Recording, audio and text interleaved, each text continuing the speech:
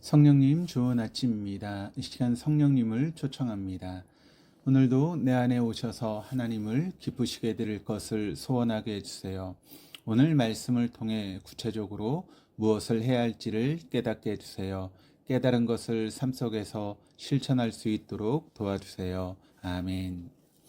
오늘 함께 나누실 하나님 말씀은 창세기 6장 9절에서 22절까지 말씀입니다. 이것이 노아의 족본이라. 노아는 의인이요 당대의 완전한 자라. 그는 하나님과 동행하였으며 세 아들을 낳았으니 셈과 함과 야벳이라. 그때 온 땅이 하나님 앞에 부패하여 포악함이 땅에 가득한지라. 하나님이 보신즉 땅이 부패하였으니 이는 땅에서 모든 혈육 있는 자의 행위가 부패함이었더라. 하나님이 노아에게 이르시되 모든 혈육 있는 자의 포악함이 땅에 가득하므로 그 끝날이 내 앞에 이르렀으니 내가 그들을 땅과 함께 멸하리라. 너는 고페르 나무로 너를 위하여 방주를 만들되 그 안에 칸들을 막고 역청을 그 안팎에 칠하라. 네가 만들 방주는 이러하니 그 길이는 300규빗, 너비는 50규빗, 높이는 30규빗이라. 거기에 창을 내되 위에서부터 한 규빗에 내고 그문은 옆으로 내고 상중하 3층으로 할지니라. 내가 홍수를 땅에 일으켜 무릇 생명의 기운 있는 모든 육체를 천하에서 멸절하리니 땅에 있는 것들이 다 죽으리라. 그러나 노아는 내가 내 언약을 세우리니 너는 네 아들들과 네 아내와 네 며느리들과 함께 그 방주로 들어가고 혈육 있는 모든 생물을 너는 각기 암수 한 쌍씩 방주로 이끌어들여 너와 함께 생명을 보존하게 하되 새가 그 종류대로 가축이 그 종류대로 땅에 기는 모든 것이 그 종류대로 각기 둘씩 네개로 나아오리니 그 생명을 보존하게 하라. 너는 먹을 모든 양식을 네개로 가져다가 저축하라. 이것이 너와 그들의 먹을 것이 되리라. 노아가 그와 같이 하여 하나님이 자기에게 명하신 대로 다 준행하였더라.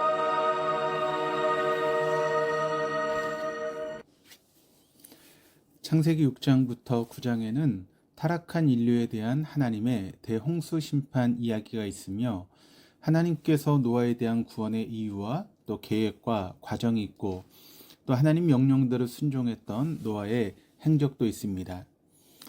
노아는 셋의 후손이지만 타락하지 않았습니다. 대홍수 심판 이후 하나님께서는 노아를 통해 인류의 새 역사를 시작하셨습니다.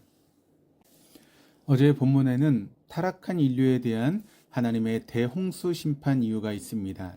오늘 본문은 하나님의 은혜를 입었던 노아가 하나님의 명령을 어떻게 따랐는지를 증거하고 있습니다.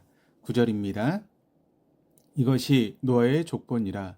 노아는 의인이요 당대의 완전한 자라. 그는 하나님과 동행하였으며.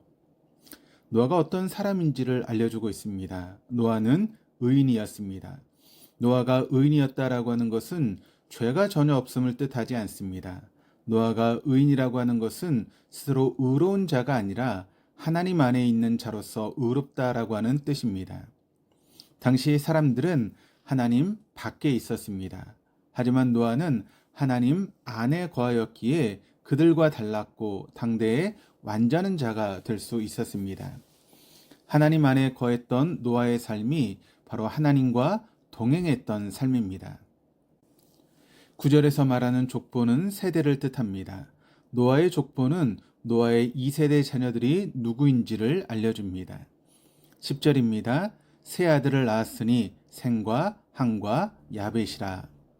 노아의 아들 3명의 이름을 언급하며 그들의 앞으로 인류의 새 역사를 써내려갈 조상임을 암시하는 구절입니다.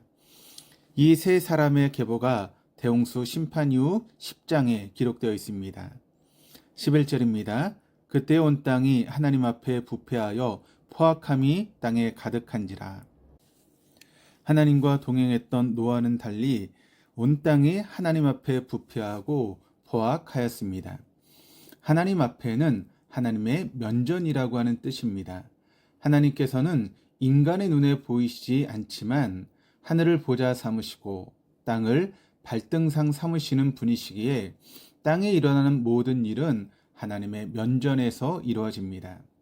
그러므로 우리가 땅에서 무슨 일을 하든지 하나님 면전에서 하는 일임을 잊지 말아야 합니다. 11절에서 주목할 점은 부패하고 포악함의 주어가 온 땅이라는 것입니다.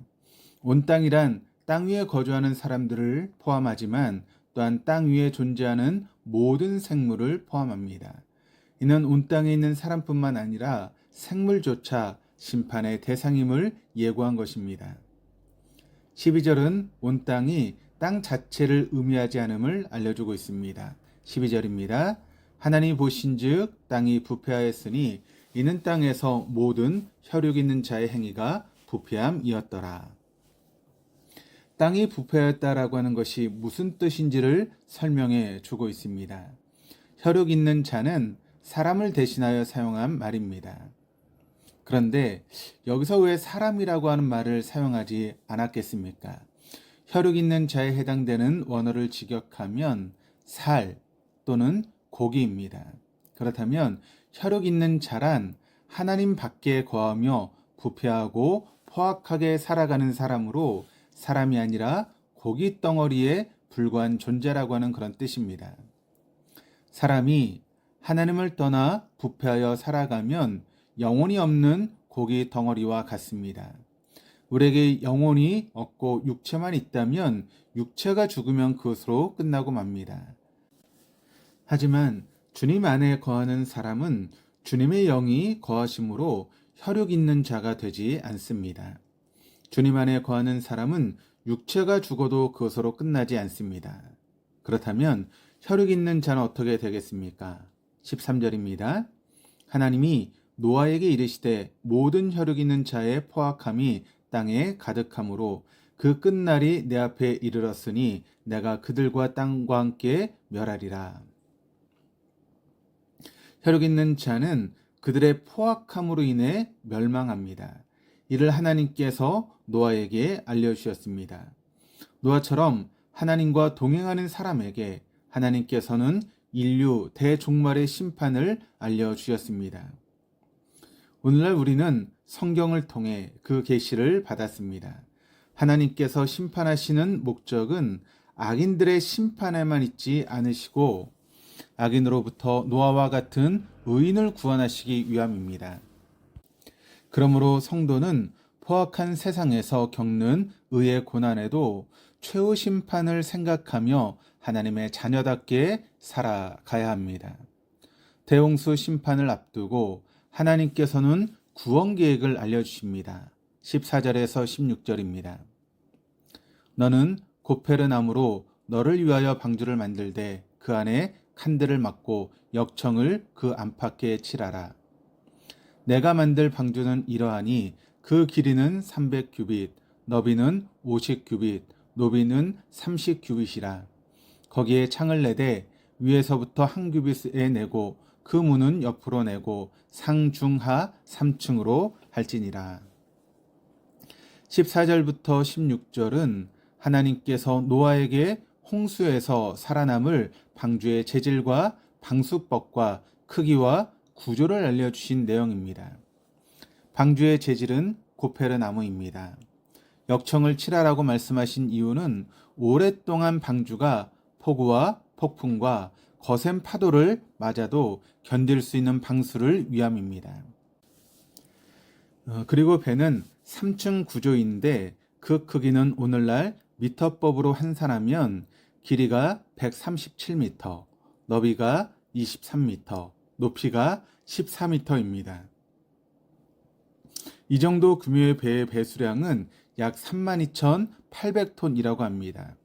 이 정도 배수량이면 방주에 가죽, 양을 기준으로 실었을 때 12만 마리를 실을 수 있다고 합니다. 주목할 점은 방주로 번역한 단어가 시브리어 테바인데 이는 무동력 배를 뜻합니다. 그러니까 방주에 동력 장치가 없었다라고 하는 뜻입니다. 바람을 이용할 돛도 없고 바닷물을 밀어낼 노도 없습니다. 그리고 방향을 조절할 키나 조향 장치도 없습니다. 오직 하나님께서 인도하시는 대로 움직일 수밖에 없는 배였습니다. 이처럼 구원 방주 역할을 하는 오늘날 교회는 하나님께서 인도하시는 대로 움직이는 태바가 되어야 하고, 교회의 지체인 우리 역시 각자 인생을 자신이 설계하여 자기 뜻대로 움직이려고 하지 않고 오직 하나님께서 이끄시는 대로 움직이는 태바가 되어야 합니다. 17절입니다. 내가 홍수를 땅에 일으켜 무릇 생명의 기운이 있는 모든 육체를 천하에서 멸절하리니 땅에 있는 것들이 다 죽으리라.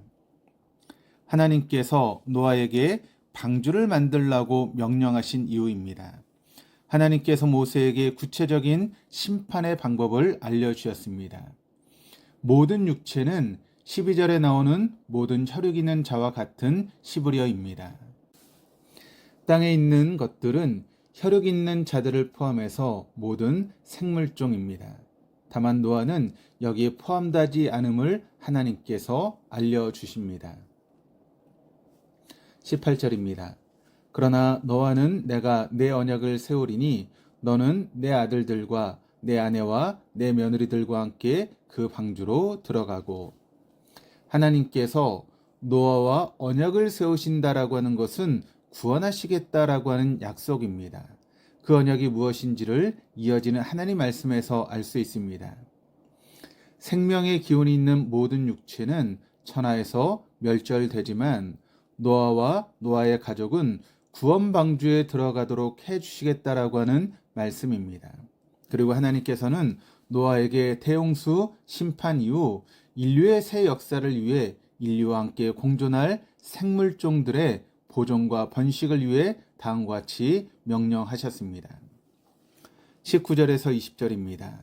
혈육 있는 모든 생물을 너는 각기 암수 한 쌍씩 방주로 이끌어들여 너와 함께 생명을 보존하게 하되, 새가 그 종류대로, 가축이 그 종류대로, 땅에 기는 모든 것이 그 종류대로 각기 둘씩 내게로 나오리니 그 생명을 보존하게 하라. 모든 생물은 보존과 번식을 위해 암수가 짝을 이루어야 했습니다. 그래서 암수 한 쌍씩입니다. 여기서 하나님께서 말씀하신 요점은 생물마다 암수가 짝을 이루어야 한다라고 하는 것입니다. 노아가 모든 생물을 일일이 찾아 방주로 데리고 오지는 않았을 것입니다. 하나님께서 모든 생물을 방주로 보내주셨습니다. 하나님께서는 사람에게 사명을 부여하시더라도 그 일을 이루어 가십니다. 아무에게나 그렇게 하지 않으시고 순종하는 자에게 일을 이루어 가십니다. 21절 22절입니다. 너는 먹을 모든 양식을 내게로 가져다가 저축하라. 이것이 너와 그들의 먹을 것이 되리라. 노아가 그와 같이 하여 하나님이 자기에게 명령하신 대로 다 준행하였더라. 오늘 본문은 하나님의 명령에 노아가 준행했다는 말로 끝을 맺습니다. 하나님 명령에 대한 노아의 행함은 쉬운 일이 결코 아니었습니다. 노아가 거대한 방주를 제작하고 먹을 양식을 준비하는 것도 힘든 일이었지만 당대 사람들의 조롱을 이겼어야만 했습니다. 본문의 첫 9절에서 노아가 의인이고 당대의 완전한 자이고 하나님과 동행했음의 확증이 바로 노아가 하나님께서 자기에게 명하신 대로 다 준행하였다라고 하는 것입니다. 이것이 바로 8절에서 말한 하나님의 은혜를 입은 자의 모습입니다. 노아가 하나님의 은혜를 입은 자임을 입증한 행동은 노아가 하나님의 명령, 말씀에 굳게 서서 세상에 혈육 있는 자처럼 포악하게 살지 않았다라고 하는 것입니다. 대홍수 심판은 인류 역사 시작과 인류의 대종말 사이에 일어난 사건입니다. 대홍수 심판은 인류 대종말 심판의 예표입니다. 하나님께 설계해 주신 노아의 방주는 인류의 대홍수 심판에서 구원의 방편이었다면 하나님께서 보내주신 예수 그리스도를 믿음은 인류 대종말의 최후 심판에서 구원의 방편입니다. 교회는 예수님이 주인이시고 예수를 믿는 자들의 신앙 공동체이자 신약시대의 방주와 같습니다. 교회 안으로 들어온 사람은 노아 방주에 들어간 사람과 같습니다. 예수님이 주인이신 교회가 신약 시대의 구원 방주의 역할을 감당하고 있습니다. 우리는 주님의 은혜로 구원받은 구원 방주를 탄 사람들입니다. 오늘 하루도 하나님의 은혜를 받은 사람으로서 말씀에 굳게 서서 세상의 포악함에 빠지지 않고 죽어가는 사람을 방주교회로 인도하시는 은혜의 통로로 살아갈 수 있는 저와 여러분, 우리 모두가 될 수 있기를 주님의 이름으로 축원합니다. 기도하시겠습니다. 하나님 아버지, 한량없는 은혜를 베풀어 주셔서 감사드립니다. 하나님의 은혜가 없었더라면 저희가 예수님으로 인해 의롭게 될 수 없었고 주님과 동행할 수 없었습니다.